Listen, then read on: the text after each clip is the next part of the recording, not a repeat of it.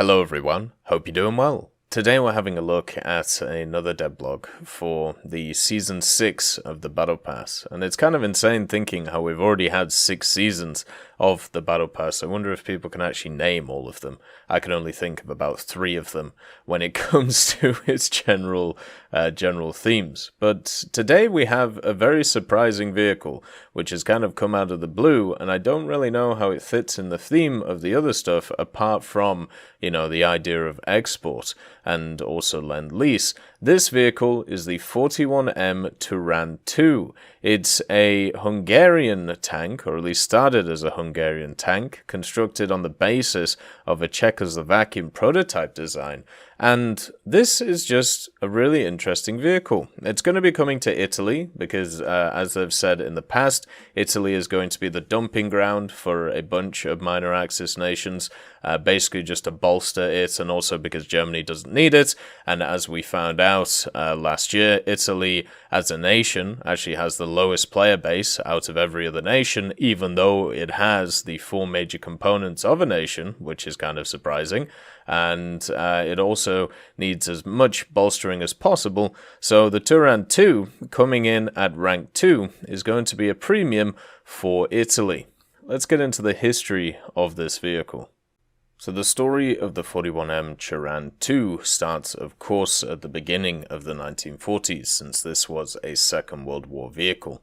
The Hungarian military decided to develop its own medium tank on the basis of the recently developed Czechoslovakian T-21 medium tank prototype, and after one test unit passed initial trials in Hungary, several changes were made to the design, including fitting a Hungarian 40mm as well as some increased armor protection. The resulting design was known as the T-22, and this would officially be accepted into Hungarian service as the 40.M Turán in November of 1940. There was an initial order of 230 Turáns, which was issued in September of 1940, but production ended up being delayed by several months due to incomplete technical documentation. The production started only in March of 1941 after Skoda supplied the complete technical documents, with the first 40.M Turán I rolling off the assembly line in July of 1941. And because of this, even before the first vehicle was constructed, the Hungarian General Staff realized that the need for upgrading the vehicle, and thus formulated the specifications to upgun the Turán with a 75mm. However, as no such gun could be developed by Hungary at the time, a World War I field gun was selected to be modified for tank use, and this undertaking was successful, though it required the Turán's turret to be enlarged slightly, and the first prototype of this modification, which became known as the 41.M Turán II, was built in January 1942 and entered service in May. And in total, around 195 Turán IIs were constructed until 1944.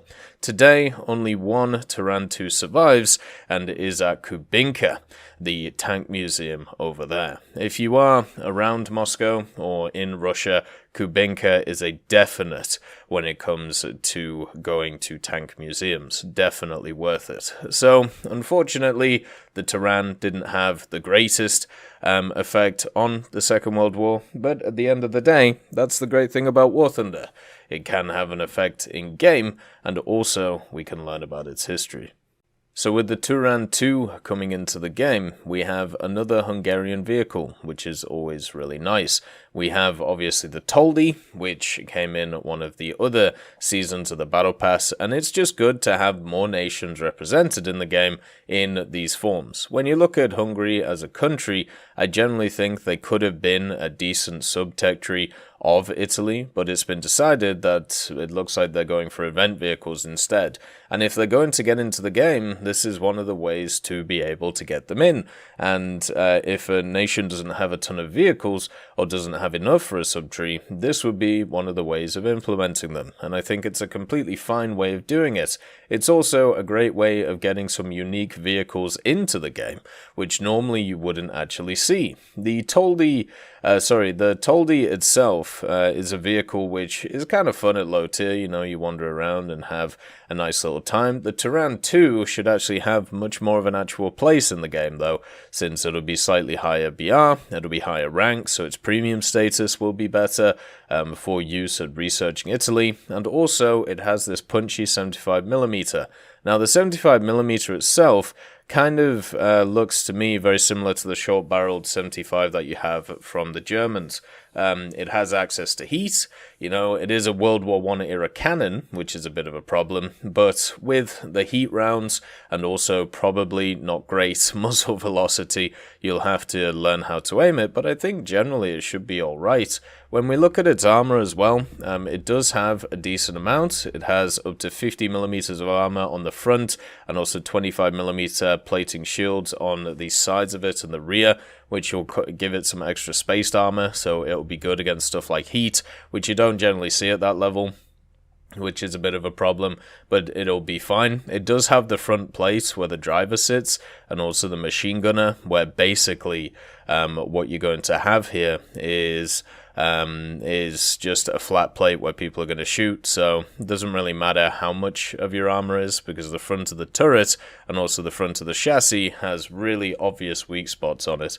When it comes to the engine isn't too bad. You're looking at a 260 horsepower engine, but this thing is not a light machine, so I feel like it's going to be quite hard to motor around the place and keep up with the fight as you're moving around. What I see here is just a worse Panzer IV, and to be honest, the Panzer IV is really good, so having a Turán, which is similar to that, or similar to that of a Panzer III in general nature, when it comes to the ones with the short gun on it, it should be pretty good, and with Italy being one of the nations that isn't favoured by the vast majority of players, it's always nice to see it get vehicles, because it means that people can play them, people can, research through the tech tree and have a little bit of fun with it. The Italian aviation tree is one of my favorite in the game.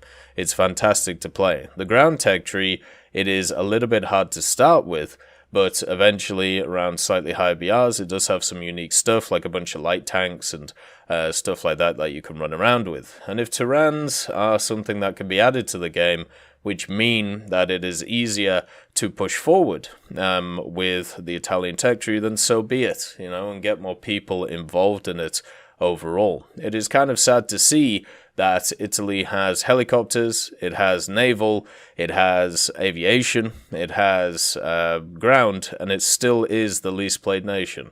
That to me is a sign of weakness when it comes to the nation itself, and it looks like the way that they're going to bolster it is by adding other nations to it. And if that means we get more unique vehicles, if that means that we get some cool stuff, then it doesn't really matter to me.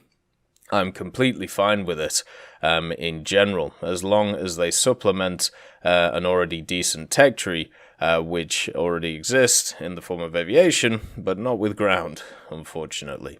So what we're looking here is a vehicle which I don't think is going to make a massive splash, but it will have premium aspects on it, and also at the same time, it represents a country which isn't hugely represented in the game already.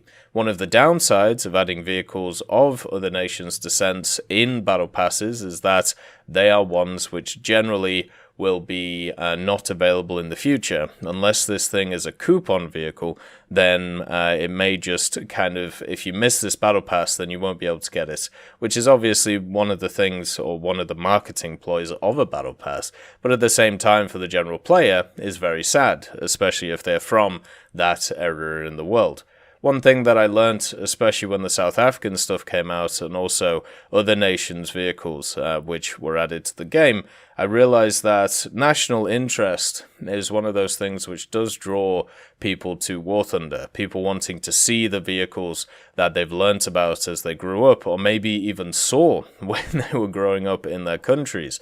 It is something that does make them interested in the game and makes them push forward with it. So having more nations involved, more different vehicles, and more unique stuff, I think is a really good idea. When we talk about the theme of the Battle Pass, obviously each Battle Pass does have a theme. When we look at the theme of these vehicles, we have a Lend-Lease American boat to Britain.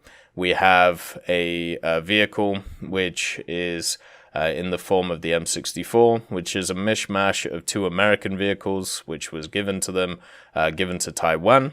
So once again, kind of an export vehicle, but added modifications. And then when we have a look at this vehicle here, what we have is a Czechoslovakian design, which was heavily modified by the Hungarians. So I think what you're looking for when it comes to a fourth vehicle, if you want to speculate, you're looking for a vehicle which has been exported to a certain nation, but has been modified while going for them. It does seem like it's going to be either an export or a lend-lease style of a battle pass or around that idea. So I'm looking forward to see what that brings along, because whenever you mix two different cultures together, you get some interesting stuff. So their decorations and stuff like that may look awesome. We'll find out next week what's going on, but obviously until then, we should have another battle pass. One thing to note about the Turán as well, if this is the level 75 vehicle, I feel people will be disappointed. So maybe when it comes to the aircraft, maybe that thing's going to be a bit more high tier. So far, we've seen 2 rank 3s and also 1 rank 2 when it comes to the battle pass stuff. Maybe the aviation option will be a rank 4 or maybe even a rank 5. I hope you all have a wonderful day, and I'll see you next time. I'd just like to thank Professor X 1718, Orange Tail, Sakoshi Tiger, BRFC 15, Teddy, John Ryman, Universe A, Eugens Terry, Ambrosius McClellan, Daniel Stanton, Martinez, B. Young, and then Kyle Kin, Barine, Lafouche, and also Samuel Slick for supporting the channel.